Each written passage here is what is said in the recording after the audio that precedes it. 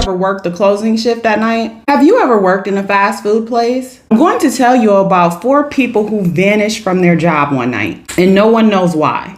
With twists and turns, we will dive into clues and secrets to solve this chilling puzzle. Get ready for a thrilling investigation of the Burger Chef murder. Hey, hi, hello, welcome back to my channel. It's Cleverly Jones, and today we're going to discuss the Burger Chef murders documentary. It's currently airing on HBO Max. According to Wikipedia, Burger Chef was an American fast food chain. It began operating in 1954 in Indianapolis, Indiana. They expanded throughout the United States, and at its peak in 1973, there were 1,050 locations, including some in Canada. So the documentary opens up with everybody talking about their memories of Burger Chef. We get podcasters Anna Kane and Kevin Greenlee. They run the Murder Sheet podcast. Kevin explains that there were many rumors in Indiana about Burger Chef. One of the rumors that he remembers is that Burger Chef used to make their burgers out of worms. It was something that he remembered as a kid. He said because of this rumor, he was not allowed to eat at Burger Chef. And this became a problem for him when they were giving away free Star Wars posters because he really wanted one of the posters. So his parents allowed him to order a meal at the Burger Chef in order to get the poster. However, he was instructed to throw the meal away after he got the poster. I think it would have just been easier just to go in there and buy the poster, but that's what his parents had him do. So we get some background on Speedway, Indiana. Speedway, Indiana sat on the edge of Indianapolis. The perception of this town is that it was a very small and innocent small town. However, it was riddled with drugs and there were a lot of chop shops. There was a lot of crime that took place in Speedway, Indiana. So we're introduced to Alan Pruitt. Alan is a retired auto mechanic. He said back in the day that Speedway was filled with hippies and bikers. Alan considers himself a grease monkey. In 1978, he claims that he was hell on wheels and he would do burnouts in the Burger Chef parking lot. His friend at the time was Jane Freet, and she was a manager at the Burger Chef restaurant. He said that she would get upset with him for rolling smoke in the parking lot, which who wouldn't? Then we're introduced to bus driver Kirk Thompson. He said that Speedway, Indiana back then wasn't very friendly to African Americans.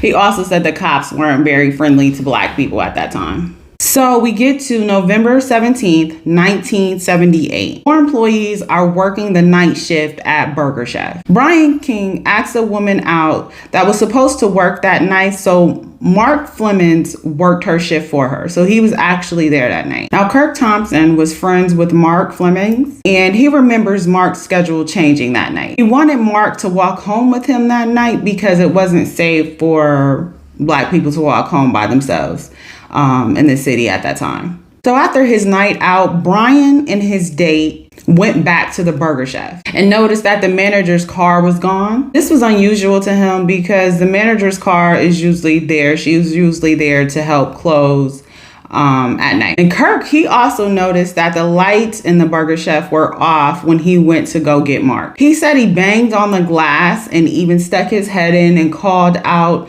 Mark and Jane's name, but he got no answer. However, his instincts told him not to go in there. So Brian dropped his date off and then went back to the Burger Chef to help them close. When he got there, he noticed that the back door was cracked open. So he walked in and nobody was in there. He walked into the manager's office and then he noticed that the safe was open. So at that point, he called the police. So 4 employees were missing. It was Jane Freet, Ruth Shelton, Daniel Davis, and Mark Flemings. At this point, the documentary gives us some background on each employee. Mark was very sweet and kind-hearted, but his parents were very strict due to his faith. Jane was also very sweet and bashful. And Alan, the auto mechanic, he admits to having a crush on Jane. Ruth was also very quiet, but she wanted to be a computer programmer. And Daniel, I believe, was the youngest of the employees, and he wanted to join the Air Force. He was also new to Burger Chef.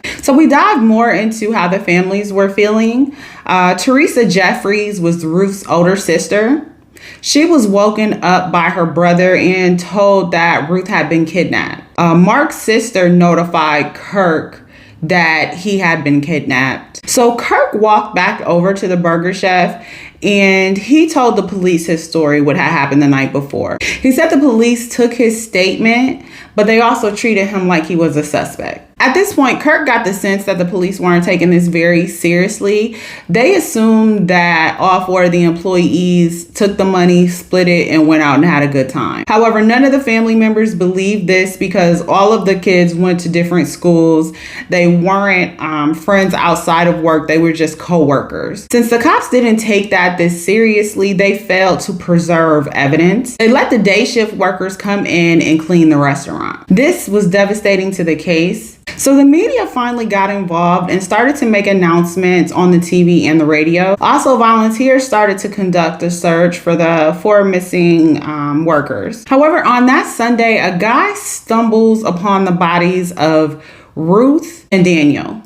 They were laying next to each other face down in their Burger Chef uniforms. In a short distance away from Ruth and Daniel, the bodies of Jane and Mark were laid out. The guy who found the bodies called the police. At this point in the documentary, we are introduced to Jim Kramer. Jim Kramer is a retired police detective with the Indiana State Police. The bodies were found in Johnson County, Indiana. That's about 20 miles away from the Burger Chef restaurant where they were working at. The podcasters know that this is a rare occurrence. Most fast food homicides take place within the restaurant. They rarely leave the scene of the restaurant. So the 4 kids were killed in different ways. 2 were shot.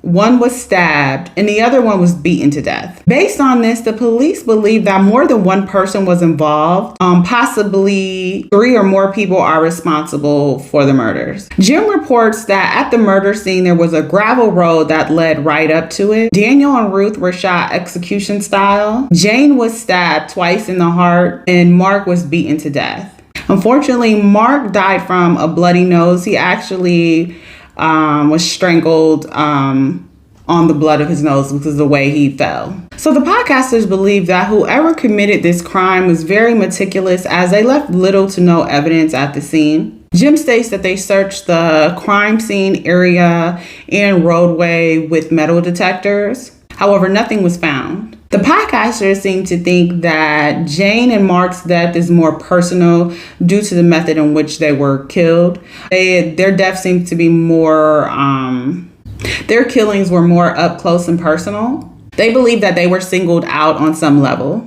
They also found Jane's car abandoned near a police station. So we cut back to the family members where they talk about their grief. Kirk said he had nightmares for years over the situation. He was thankful that he was still alive because had he walked in the restaurant that night, that could have been him. Or even if he arrived a few minutes earlier, that could have been him. Kirk did state that he was heavily interrogated at the time by the police.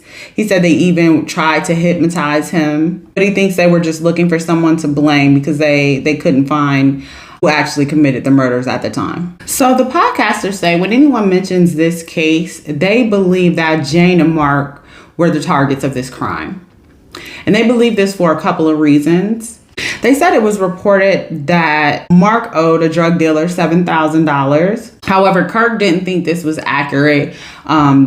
He was very good friends with Mark at the time and never saw Mark use any drugs. They also heard some scuttle about Jane being into drugs. So Jim reports that a witness came forward. He said that 2 males approached him the night of the Burger Chef murders. He was able to give a description of the 2 men. The police received a lot of leads, but nothing ever came of those leads. And the next big lead didn't come until 1981. This lead came from Marion County Jail. A scuffle broke out between James Freet, which is Jane's brother, and Alan Pruitt, which is the mechanic. Alan was in jail because of a probation violation, and James was in there on a substantial drug charge. As a result of the fight, Alan goes to see a counselor and says he has information on the Burger Chef murders. He tells the counselor that he was the last one to see them alive. So that's the end of part 1 of this episode. I will be returning soon with part 2. Stick with me